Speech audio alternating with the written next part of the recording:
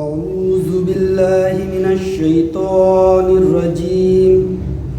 بسم الله الرحمن الرحيم.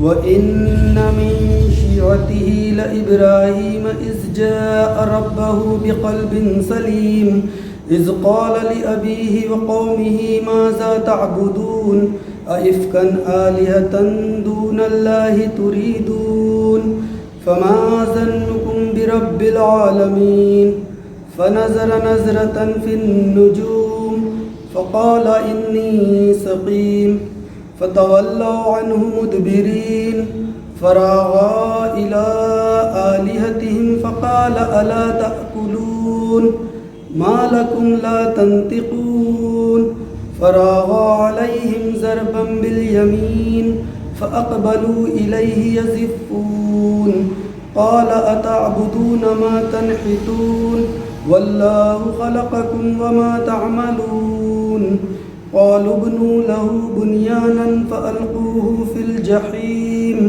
فأرادوا به كيدا فجعلناهم الأسفلين وقال إني ذاهب إلى ربي سيهدين ربي هب لي من الصالحين فبشرناه بغلام حليم فلما بلغ معه السعي قال يا بني إني أرى في المنام أني أذبحك فانظر ماذا ترى قال يا أبت افعل ما تؤمر ستجدني إن شاء الله من الصابرين فلما أسلما وتله للجبين وناديناه أن يا إبراهيم قد صدقت الرؤيا إنا كذلك نجزي المحسنين إن هذا لهو البلاء المبين وفديناه بذبح عظيم وتركنا عليه في الآخرين سلام على إبراهيم كذلك نجزي المحسنين إنه من عبادنا المؤمنين. ترجمہ ہے، اور نوح علیہ السلام ہی کے طریقے پر چلنے والا ابراہیم علیہ السلام تھا جب وہ اپنے رب کے حضور قلب سلیم لے کر آیا.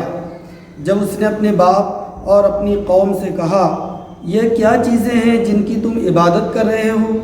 کیا اللہ کو چھوڑ کر جھوٹ کھڑے ہوئے معبود چاہتے ہو؟ آخر اللہ رب العالمین کے بارے میں تمہارا کیا گمان ہے؟ پھر اس نے تاروں پر ایک نگاہ ڈالی اور کہا میری طبیعت خراب ہے. چنانچہ وہ لوگ اسے چھوڑ کر چلے گئے. ان کے پیچھے وہ چپکے سے ان کے معبودوں کے مندر میں گھس گیا اور بولا آپ لوگ کھاتے کیوں نہیں ہیں؟ کیا ہو گیا؟ آپ لوگ بولتے بھی نہیں.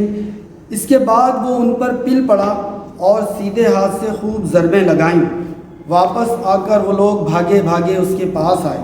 اس نے کہا کیا تم اپنی ہی تراشی ہوئی چیزوں کو پوجتے ہو حالانکہ اللہ ہی نے تم کو بھی پیدا کیا ہے اور ان چیزوں کو بھی جنہیں تم بناتے ہو؟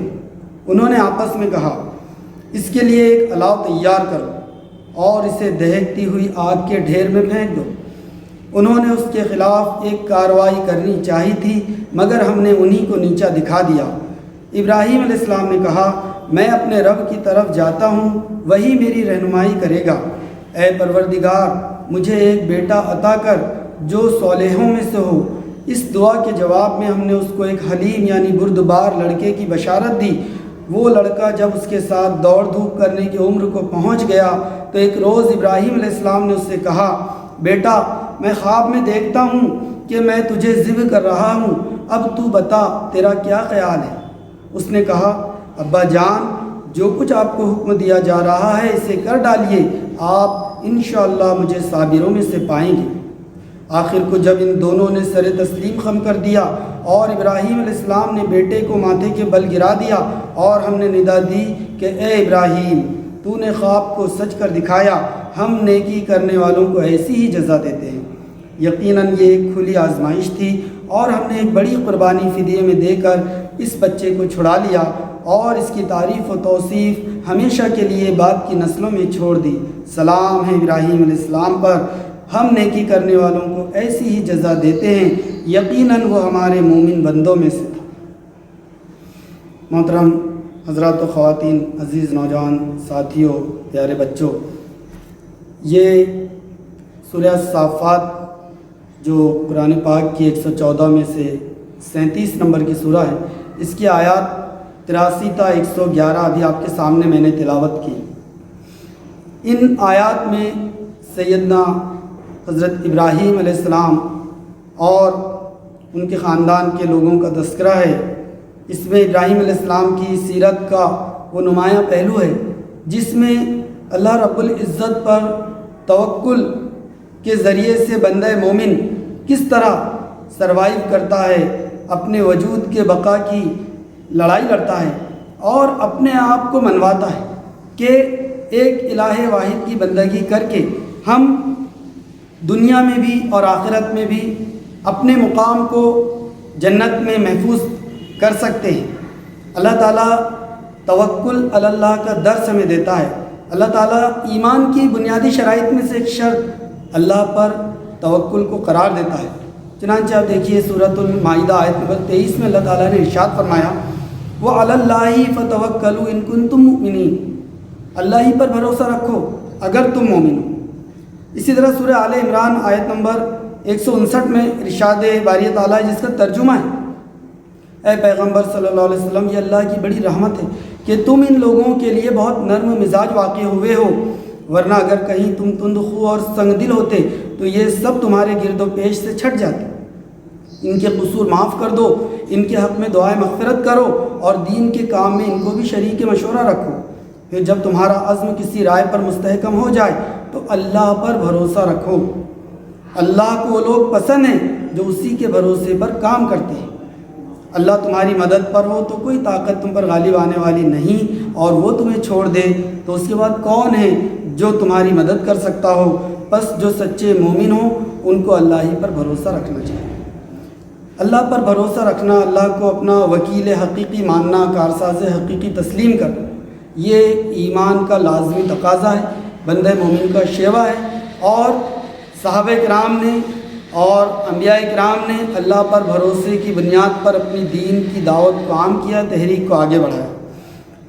جو آیتیں ابھی میں نے آپ کے سامنے تلاوت کی ہیں، انشاءاللہ ہم اس کو دیکھیں گے جستا جستا کہ ان میں کس طرح ابراہیم علیہ السلام کی سیرت کے اس پہلو کو نمایاں کیا گیا۔ ابراہیم علیہ السلام کی کیا خصوصیت کہ آپ کا ذکر قرآن پاک میں 69 مرتبہ آیا ہے، اور آپ کو سورہ الممتحنہ آیت نمبر 4 میں اللہ تعالیٰ نے فرمایا کہ قد کانت لکم اسوۃ حسنۃ فی ابراہیم والذین آمنوا، تمہارے لیے بہترین نمونہ عمل ابراہیم علیہ السلام اور ان کے ساتھیوں میں موجود ہے۔ یہ جو ڈیفینیشن ہے، یہ جو ٹرمینالوجی ہے، اصطلاح ہے اسوۃ حسنہ کی، قرآن پاک میں صرف 2 جلیل القدر انبیاء کے لیے استعمال۔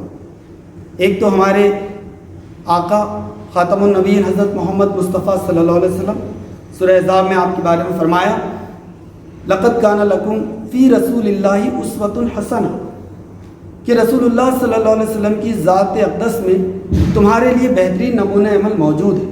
اور دوسرے حضرت ابراہیم علیہ السلام کے لیے سورہ ممتحنہ میں ارشاد ہوا ہے اسوہ حسنہ۔ اللہ تعالیٰ نے ابراہیم علیہ السلام کو اپنا خلیل بنایا۔ اللہ تعالیٰ نے فرمایا وَمَنْ أَحْسَنُ دِينًا مِّمَّنْ أَسْلَمَ وَجْهَهُ لِلَّهِ وَهُوَ مُحْسِنٌ وَاتَّبَعَ مِلَّةَ إِبْرَاهِيمَ حَنِيفًا وَاتَّخَذَ اللَّهُ إِبْرَاهِيمَ خَلِيلًا۔ اس شخص سے بہتر اور کس کا طریقہ زندگی ہو سکتا ہے جس نے اللہ کے آگے سر تسلیم خم کر دیا ہو اور اپنا رویہ نیک رکھا اور یکسو ہو کر ابراہیم علیہ السلام کے طریقے کی پیروی کی، اس ابراہیم کے طریقے کی جسے اللہ نے اپنا دوست بنا لیا۔ ابراہیم علیہ السلام اللہ کے دوست، خلیل اللہ۔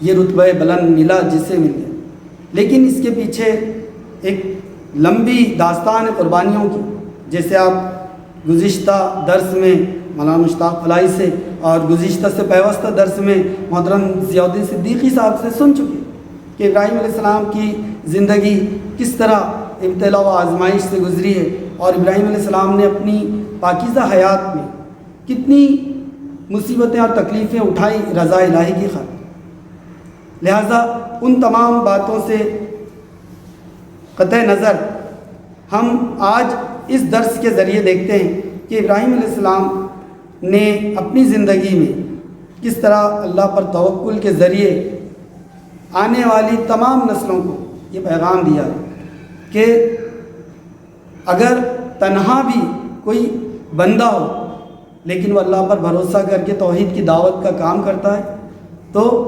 اللہ تعالیٰ اس کے کام میں برکت پیدا کرتا ہے، اسے امت قرار دیتا ہے۔ ایک تنہا فرد کو ابراہیم علیہ السلام کو ایک امت کے لقب سے یاد کیا جبکہ وہ تنہا ہے، تو اس کی وجہ یہ ہے، اس کے پیچھے جو اسباب ہیں وہ یہ ہے کہ ابراہیم علیہ السلام نے اپنی ساری زندگی اللہ کے بھروسے پر اقدامات کیے۔ آپ دیکھیے کہ اللہ تعالیٰ فرماتے ہیں سورہ صافات آیت نمبر 83 سے جو شروع ہو رہا ہے کہ نوح علیہ السلام ہی کے طریقے پر چلنے والا ابراہیم تھا، جب وہ اپنے رب کے حضور قلب سلیم لے کر آیا، جب اس نے اپنے باپ اور اپنی قوم سے کہا یہ کیا چیزیں ہیں جن کی تم عبادت کر رہے ہو کہ اللہ کو چھوڑ کر جھوٹ گھڑے ہوئے معبود چاہتے ہو، آخر اللہ رب العالمین کے بارے میں تمہارا کیا گمان۔ ابراہیم علیہ السلام جب ابھی بچے ہی تھے معصوم سے، وہ دیکھتے تھے کہ ان کے گھر میں بت سازی ہو رہی ہے، بتوں کو بنایا جا رہا ہے مٹی کے اور پھر ان کو فروغ کیا جاتا ہے۔ یہ شاہی پروہت گھرانہ تھا اور اس میں بتوں کو بنایا جاتا تھا، بتوں کی پرستش ہوتی تھی۔ ان کی قوم جو ار کے علاقے میں عراق میں رہا کرتی تھی وہ چاند، ستاروں، سورج اور بہت سارے مظاہر فطرت کی پوجا اور پرستش کیا کرتی تھی، لیکن ابراہیم علیہ السلام جو سلیم الفطرت پیدا ہوئے تھے وہ بچپن ہی سے ان باتوں پر بہت افسردہ ہوا کرتے تھے اور سوچا کرتے تھے، اور اس پر وہ اپنے والد سے سوال پوچھا کرتے تھے۔ اور سیرت نگاروں نے لکھا ہے ابراہیم علیہ السلام کے احوال کو لکھنے والوں کہ اس پر ان کے والد نے بچپن ہی میں ان کو دھمکی دینا شروع کی اور ان کی والدہ سے کہا کہ اس نے مجھ سے ایسے ایسے سوال پوچھنے شروع کر دیے، اپنے بیٹے کو ذرا سنبھالو ورنہ میں اسے کہیں نقصان نہ پہنچا دوں۔ لیکن ابراہیم علیہ السلام لوگوں سے سوالات کرتے اور ان کو ایک الہ واحد کی طرف دلیل کے ذریعے قائل کرنے کی کوشش کرتے۔ اسی طرح کا ایک موقع آیا جب وہ نوجوان تھے، 14-15 برس کی آپ کی عمر تھی، تب ایک میلے میں ان کی قوم جو اپنے علاقے سے کچھ دوری پر ایک میلہ اس وقت ہوا کرتا تھا، اس میں ساری قوم چلی جایا کرتی۔ ابراہیم علیہ السلام سے انہوں نے کہا کہ آپ بھی ہمارے ساتھ چلیے۔ اس موقع سے ابراہیم علیہ السلام کے بارے میں آتا ہے قرآن پاک میں سورہ صافات میں کہ ابراہیم علیہ السلام سے انہوں نے جب کہا تو انہوں نے کہا، پھر اس نے تاروں پر ایک نگاہ ڈالی اور کہا میری طبیعت خراب، واقعی میں ہو سکتا اس وقت ان کی طبیعت خراب یا انہوں نے ایک ہیلا کیا، چنانچہ وہ لوگ اسے چھوڑ کر چلے گئے۔ ان کے پیچھے وہ چپکے سے ان کے معبودوں کے مندر میں گھس گیا اور بولا آپ لوگ کھاتے کیوں نہیں ہیں، کیا ہو گیا، آپ لوگ بولتے بھی نہیں۔ اس کے بعد وہ ان پر پل پڑا اور سیدھے ہاتھ سے خوب ضربیں لگا۔ دیکھیے ابراہیم علیہ السلام کی سیرت کا ذکر ہو رہا ہے، قرآن پاک بیان کر رہا ہے۔ یہ ایک ایسے نوجوان کا واقعہ، ایک ایسے نوجوان کا تذکرہ قرآن ہمارے سامنے پیش کر رہا ہے کہ جو ہمارے لیے آئیڈیل قرار دیا ہے۔ وہ اپنے اس کلچر کو جو اس کے سماج اور اس کے معاشرے میں چل رہا ہے، شرک کا، بت پرستی کا، مادہ پرستی کا، اس سے وہ بیزار ہے، اس سے وہ اکتا گیا ہے اور وہ چاہتا ہے کہ ان لوگوں کو راہ راست پر کس طریقے سے ملاؤ۔ وہ اتمام حجت کے لیے ایک اقدام کرتا ہے۔ ان کے پیچھے جب وہ لوگ میلے میں چلے گئے اور ابراہیم علیہ السلام یہاں رک گئے، وہ ان کے معبد میں، ان کے مندر میں گئے اور وہاں پر جو بت رکھے ہوئے تھے، جن کے آگے چڑھاوے رکھے ہوئے تھے، بتوں سے مخاطب ہو کر کہا کہ تم کھاتے نہیں، تم بولتے نہیں، اور اس طرح تمام بتوں کو توڑ دیا ایک دعوتی حکمت عملی کے تحت۔ یہاں پر ابراہیم علیہ السلام کا اللہ پر توکل اور بھروسہ کہ تنہا ایک بندہ خدا ہے، لیکن وہ کمپرومائز نہیں کر رہا، وہ اپنے وقت کے رائج کلچر کو ایڈاپٹ کر کے اپنی دعوت اور اپنی فکر سے کوئی سمجھوتا نہیں کر، بلکہ وہ اپنے عزم میں پختہ ہے کہ توحید کی دعوت کو عام کرنی۔ اس کے لیے اس نے طریقہ نکالا کہ میں ان بتوں کی خبر لیتا ہوں جو نہ بول سکتے ہیں، نہ سن سکتے ہیں، نہ اپنے اوپر چڑھائے ہوئے چڑھاؤ کو کھا سکتے، لہٰذا جب اپنے معبودوں کی یہ درگتیں دیکھیں گے تو ان کے ضمیر سے میں مخاطب ہو کر ان کو سوال کر کے مجبور کروں گا سوچنے کے کہ پھر ان کی پوجا پرستش کیوں۔ اور ایسا ہوا، لوگ مجبور ہوئے سوچنے پر ابراہیم علیہ السلام کے استدلال کے بعد۔ لیکن دیگر مقامات پر یہ بات آتی ہے قرآن پاک ہی میں کہ ان کے سوچنے سمجھنے کے مرحلے کے درمیان میں جو پنڈت اور پروہت تھے انہوں نے ہنگامہ کھڑا کیا اور کہا کہ پکڑو، گھیرو اور اس کو مارو، یہ ہمیں بہکانا چاہتا ہے، اپنے باپ دادا کے راستے سے ہٹانا چاہتا ہے۔ لہٰذا ابراہیم علیہ السلام کی سیرت اور شخصیت کو لوگ جانتے تھے کہ یہ ہمارے درمیان رہ کر بتوں کو برا بھلا کہتا ہے، ان کے خلاف بات کرتا ہے۔ لوگ جب میلے سے آئے، اپنے بتوں کی درگت دیکھی، لوگ بھاگے بھاگے اس کے پاس آئے۔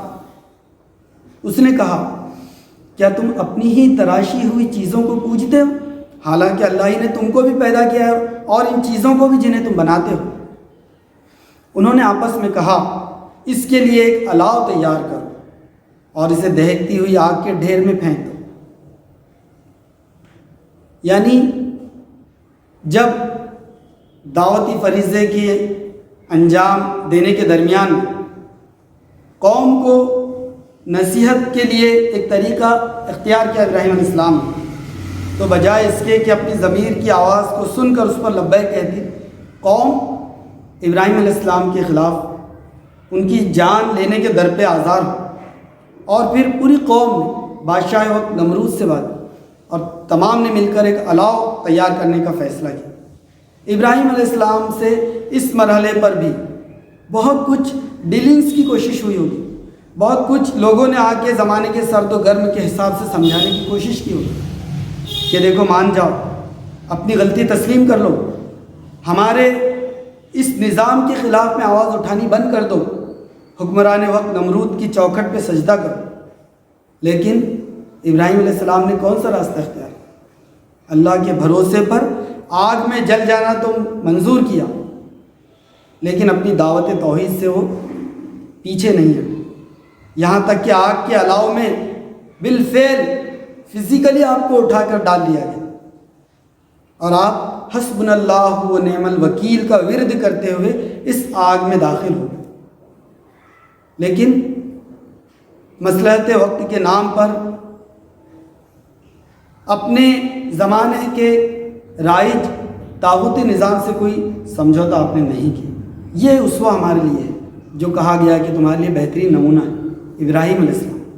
یہ ہے کہ حالات کی سختیاں کتنی ہوں، نظام باطل کی چیرہ دستیاں چاہے جتنی ہوں، لیکن دعوت توحید پر قائم رہنا ہے۔ وقت کے سنگین ترین حالات میں جب دین پر عمل کرنا، گویا ہاتھ میں انگارہ تھام لینے کے مانند بنا دیا جائے، تب بھی دین ہی کے ساتھ وابستہ رہے۔ قل انا صلاتی و نسکی و محیای و مماتی للہ رب العالمین کا نعرہ مستانہ بلند کر، انی وجہت وجہی للذی فطر السماوات والارض حنیفا وما انا من المشرکین۔ اس طرح کے اقدامات بروئے کار لانا، اس کا اعلان اظہار کرنا، یہ سنت ابراہیمی، یہ طریقہ ابراہیمی، اور یہ اللہ پر گہرے توکل سے حاصل ہے۔ ابراہیم علیہ السلام کے بارے میں تو یہ آتا ہے کہ جبرائیل امین آئے، کہا کہ کوئی مدد، میں آپ کی مدد کروں اس آگ سے جلنے سے بچانے میں، کہا کہ حسبنا اللہ و نعم الوکیل، ہمارے لیے اللہ کافی ہے، وہ بہترین وکیل ہے، وہ بہترین کارساز ہے، میں نے اسی پر بھروسہ کیا۔ اور اس طرح اللہ نے اپنے بندے کی لاج رکھی، اور پھر آگ جس کی جلانے کی صفت ہے اسے کہا کہ تو بظاہر جلتے ہوئے شعلوں میں نظر آ، لیکن میرے ابراہیم کے سلسلے میں تیرا رویہ یہ ہو کہ یا نارو کونی بردم و سلامن علی ابراہیم، اے آگ تو سلامتی کے ساتھ ابراہیم کے لیے ٹھنڈی ہو جائے، اسے نقصان نہ پہنچا۔ اور ابراہیم علیہ السلام اس آگ سے نکل آئے سلامتی کے ساتھ۔ بے خطر کود پڑا آتش نمرود میں عشق، عقل ہے محو تماشائے لب بام۔ علامہ اقبال نے اسی واقعے کی طرف اپنے تلمیحی شعر میں اشارہ کیا۔ انہوں نے اس کے خلاف ایک کارروائی کرنی چاہی تھی، مگر ہم نے انہی کو نیچا دکھا دیا۔ ابراہیم علیہ السلام نے کہا میں اپنے رب کی طرف جاتا ہوں، وہی میری رہنمائی کرے گا۔ دیکھیے، نہ گھر والوں کا ساتھ ملا، نہ والد والدہ ساتھ آئے، نہ قوم کے لوگوں نے ساتھ دیا، نہ وطن کے لوگوں نے ساتھ دیا، نہ رشتہ داروں نے ساتھ دیا، لیکن اس کے باوجود ابراہیم علیہ السلام کیا کہہ رہے ہیں کہ میں اپنے رب کی طرف جاؤں، ہم اپنے رب کے دامن سے وابستہ رہیں گے، اسے نہیں چھوڑ سکتے۔ موج خون سر سے گزر ہی کیوں نہ جائے، آستانے یار سے اٹھ جائیں کیا، نہیں اٹھ سکتے۔ اللہ اور اس کے رسول صلی اللہ علیہ وسلم کے دامن سے وابستہ رہنا، یہ درس ہے ابراہیم علیہ السلام کی سیرت، یہ توکل علی اللہ کی حقیقت کہ آپ اپنے موقف پر صبر کے ساتھ قائم رہے۔ وطن کو چھوڑنے کی نوبت آئی، ساری دنیا کی آسائشیں، ساری وہ راج گھرانے کی پروہت کی گدی، وہ شہزادہ ہونے کے ناطے حاصل ہونے والی تمام تر سہولیات، ان تمام کو چھوڑا، رشتہ داروں کو، ماں باپ کو، وطن کو چھوڑا، لیکن اللہ کے دامن کو نہیں چھوڑا۔ اللہ کی طرف جانے کے لیے، اس کی راہ میں ہجرت کے لیے تیار ہوئے۔ ابراہیم نے کہا میں اپنے رب کی طرف جاتا ہوں، وہی میری رہنمائی کرے گا۔ اے پروردگار، مجھے ایک بیٹا عطا کر جو صالحوں میں سے ہو۔ اس دعا کے جواب میں ہم نے اس کو ایک حلیم یعنی بردبار لڑکے کی بشارت دی۔ جب ابراہیم علیہ السلام 86 برس کی عمر کو پہنچ گئے تو آپ کو اپنے مشن کو جاری رکھنے کے لیے اپنے لیے ایک اولاد نرینہ کی ضرورت محسوس ہوئی۔ اس مشن کے جاری رکھنے کے لیے آپ نے اللہ سے دعا کی اور اللہ نے بیٹا عطا کیا۔ اس بیٹے کے ذریعے بھی اللہ نے آپ کو آزمایا کہ جب وہ شیر خوار بچہ تھا، دودھ پیتا بچہ تھا، تو اس کی ماں ہاجرہ کے ساتھ اللہ نے حکم دیا کہ انہیں دور دراز کے بے آب و گیا وادی میں چھوڑا۔ اور ابراہیم علیہ السلام مکۃ المکرمہ کی اس وادی میں جہاں خانہ کعبہ ہے، اس علاقے میں جب پانی کا نام و نشان نہیں، کوئی سبزہ، ہریالی، کوئی ایک برگ و بار کا نام و نشان نہیں تھا، تب ان لوگوں کو وہاں پر اللہ کے بھروسے چھوڑا۔ بی بی ہاجرہ نے پوچھا کہ اس بے آب و گیا وادی میں، صحرا میں ہمیں کس کے بھروسے چھوڑے جا رہے ہیں؟ کہا اللہ کے۔ کیا یہ اللہ کا حکم ہے؟ کہا اللہ کا حکم ہے۔ بی بی ہاجرہ اس پر بالکل صابر و شاکر ہو کر خاموش ہو، اور پھر تاریخ کا وہ عظیم معاملہ پیش آیا کہ اسماعیل علیہ السلام نے جہاں ایڑیاں رگڑی اس شیر خوار بچے نے، وہاں زمزم کا کنواں اللہ نے جاری کیا، اور آج وہاں پر ایک پرامن شہر مکہ قائم، جو عالم اسلام کے مسلمانوں کی دلوں کی دھڑکن، مرکز ہے عالم اسلام۔ لہٰذا حضرت ہاجرہ اور اسماعیل علیہ السلام کو آپ نے مکۃ المکرمہ میں چھوڑا اور وقتاً فوقتاً آ کر نگہبانی کرتے رہے۔ جب یہ لڑکا دوڑ دھوپ کی عمر کو پہنچا، 13-14 سال کی عمر ہو گئی، وہ لڑکا جب اس کے ساتھ دوڑ دھوپ کرنے کی عمر کو پہنچ گیا تو ایک روز ابراہیم علیہ السلام نے اس سے کہا بیٹا، میں خواب میں دیکھتا ہوں کہ میں تجھے ذبح کر رہا ہوں، اب تو بتا تیرا کیا خیال ہے، اب تو بتا تیرا کیا خیال ہے۔ قال یا بنی انی اری فی المنام انی اذبحک فانظر ماذا تری، اب تو بتا تیرا کیا خیال۔ یہ سوال اس لیے پوچھا کہ بچے کی جس نہج پہ تربیت کی گئی تھی، اللہ پر گہرا پختہ ایمان، اللہ پر توکل، اس کے وعدوں پر یقین، میرا بچہ اس معاملے میں کتنی مماثلت مجھ سے رکھتا ہے۔ تو دیکھیے کہ بیٹے کا کیا جواب تھا، اس لائق باپ کے لائق فرزند کا جواب تھا قال یا ابت افعل ما تؤمر ستجدنی انشاءاللہ من الصابرین۔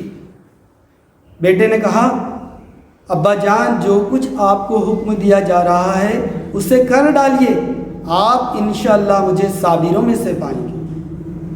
یہ فیضان نظر تھا یا مکتب کی کرامت تھی؟ یہ فیضان نظر تھا یا کہ مکتب کی کرامت تھی؟ سکھائے کس نے اسماعیل کو آداب فرزند؟ حضرت اسماعیل علیہ السلام نے اپنے والد اور اپنے والدہ کی تربیت سے یہ جواب دیا۔ یہ وہ جواب تھا جو اللہ پر گہرے یقین کا غماز تھا کہ باپ اور بیٹے دونوں اللہ تعالیٰ کے وعدوں پر، اللہ تعالیٰ کے احکام پر اتنا یقین رکھتے تھے کہ اپنے فائدے اور نقصان سے پرے ہو گئے۔ محض حکم الہی ہمارے لیے یہ مقام رکھتا ہے کہ ہم اس پر لبیک کہیں، آگے اور پیچھے دائیں اور بائیں نہ دیکھیں، نفع اور نقصان میں تولنے کی کوشش نہ کریں۔ اے دل تمام نفع ہے سودائے عشق میں، ایک جان کا زیاں ہے سو ایسا زیاں نہیں۔ یہ ثبوت دیا باپ اور بیٹے نے کہ حکم الہی ہے، ہمیں بس لبیک کہنا۔ اللہ تعالیٰ نے اسی بات کو تو قرآن میں کوٹ کیا کہ جب ابراہیم کے رب نے اس سے کہا اسلم قال اسلمت لرب العالمین، اے ابراہیم تم سر تسلیم خم کرو، میرے سامنے اپنا سر جھکاؤ۔ قال اسلمت لرب العالمین، فوراً کہا میں رب العالمین کے سامنے اپنا سر تسلیم خم کرتا ہوں، جھکاتا ہوں۔ یہ وہ جذبہ ہے جو دل کی کیفیت کا نام ہے، جو توکل کہلاتا ہے۔ باپ اور بیٹے دونوں اس اعلیٰ مقام پر ہیں کہ اپنی جان کی پرواہ نہ کرتے ہوئے اسماعیل علیہ السلام کہہ رہے ہیں کہ آپ کو جو حکم آپ کا رب دے رہا ہے اسے کر گزر، آپ انشاءاللہ مجھے صابروں میں سے پائیں۔ یہاں پر ہمیں اپنا جائزہ لے کر سوچنا چاہیے کہ اس معاملے میں میرا، آپ کا، ہم سب کا کیا حال، اور ہم کیا اس نہج پر اپنے آئندہ نسلوں کی تیاری کر رہے ہیں کہ رضا الہی کی خاطر ہم فوراً لبیک کہنے والے بنیں۔ ہمیں اس کی شعوری کوشش کرنی چاہیے اور اس کی توفیق اللہ سے طلب کرنی چاہیے کہ اللہ ہمیں اس کی توفیق عطا فرمائے کہ ایسے جذبے، ایسا توکل، ایسا بھروسہ اللہ کی ذات پر ہمیں بھی اس کا عشر عشیر عطا ہو جائے۔ آگے فرمایا جا رہا ہے آخر کو جب ان دونوں نے سر تسلیم خم کر دیا اور ابراہیم علیہ السلام نے بیٹے کو ماتھے کے بل گرا دیا اور ہم نے ندا دی کہ اے ابراہیم تو نے خواب کو سچ کر دکھایا، ہم نیکی کرنے والوں کو ایسی ہی جزا دیتے ہیں۔ یقیناً یہ ایک کھلی آزمائش تھی اور ہم نے ایک بڑی قربانی فدیے میں دے کر اس بچے کو چھڑا لیا اور اس کی تعریف و توصیف ہمیشہ کے لیے بعد کی نسلوں میں چھوڑ دی۔ سلام ہے ابراہیم علیہ السلام پر، ہم نیکی کرنے والوں کو ایسی ہی جزا دیتے ہیں، یقیناً وہ ہمارے مومن بندوں میں سے تھے۔ یہ اللہ تعالیٰ نے ابراہیم علیہ السلام کی تعریف و توصیف میں ان پر سلام بھیجتے ہوئے کہا کہ جب انہوں نے ہم پر بھروسہ کیا، جب انہوں نے ہماری راہ میں نہ خود بلکہ اپنی بیوی، اپنے بچوں سب کو لا کر ڈال دیا اور سب نے ابراہیمی جذبے کے ساتھ اسلام کی خاطر، دین کی خاطر، حکم الہی کی خاطر اپنے آپ کو سرنڈر کیا، اپنے سر کو جھکا دیا، تو پھر ہم نے ان کے لیے ان کا نام تا قیامت زندہ اور امر کر دیا۔ آج ابراہیم علیہ السلام دنیا کے تمام اقوام کے نزدیک اپنے پیشوا اور رہنما ہیں۔ دنیا کی تمام اقوام، یہود، نصارہ، مشرکین عرب، مشرکین ہند اور ہم مسلمان، سب ان کو اپنا پیشوا مانیں، ان کو اپنا رہبر تسلیم کریں۔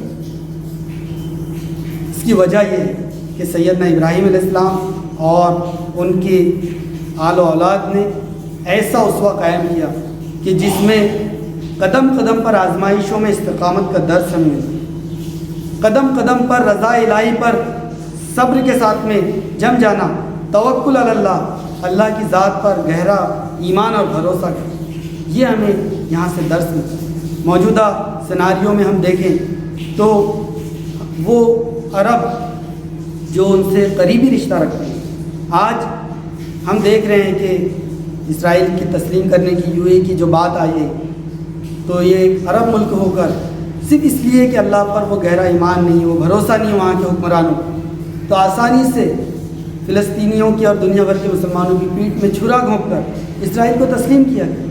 یہ توکل علی اللہ کی کمی کے نتیجے۔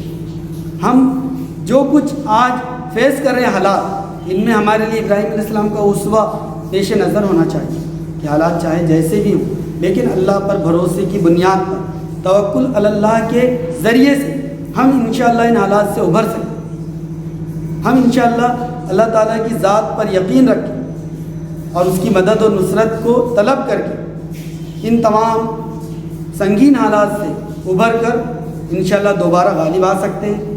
دوبارہ وہ تمام پیشین گوئیاں جو حدیث میں ہماری غلبے کی نوید سنائی گئی ہیں، ان پر ہمارا یقین اگر گہرا ہو تو انشاءاللہ وہ دن ہم اپنی آنکھوں سے دیکھیں گے کہ اللہ تعالیٰ ہماری ان گناہگار آنکھوں کو وہ نظارے دکھائیں کہ جب دین اس دھرتی پر غالب ہوگا، اہل ایمان کا کلمہ بلند ہوگا، اللہ کا کلمہ بلند ہوگا، اور سیدنا ابراہیم علیہ السلام کی طرح ہم اپنے آزاد خانہ کعبہ اور بیت المقدس میں نمازیں ادا کریں گے۔ ہم انشاءاللہ وہاں پر دین کی اقامت کے تمام تر پہلوؤں کو جاری و ساری کریں گے۔ بیت اللہ اور بیت المقدس کے ذریعے سے انشاءاللہ دنیا بھر کے مسلمان کی رہنمائی کی جائے گی۔ اللہ تعالیٰ مجھے، آپ کو، ہم تمام کو حضرت ابراہیم علیہ السلام اور حضرت محمد مصطفیٰ صلی اللہ علیہ وسلم کے اسوہ حسنہ پر عمل کرنے کی توفیق عطا فرمائیں، آمین۔ اقول قولی ھذا استغفر اللہ لی ولکم ولسائر المؤمنین والمؤمنات وآخر دعوانا ان الحمد للہ رب العالمین۔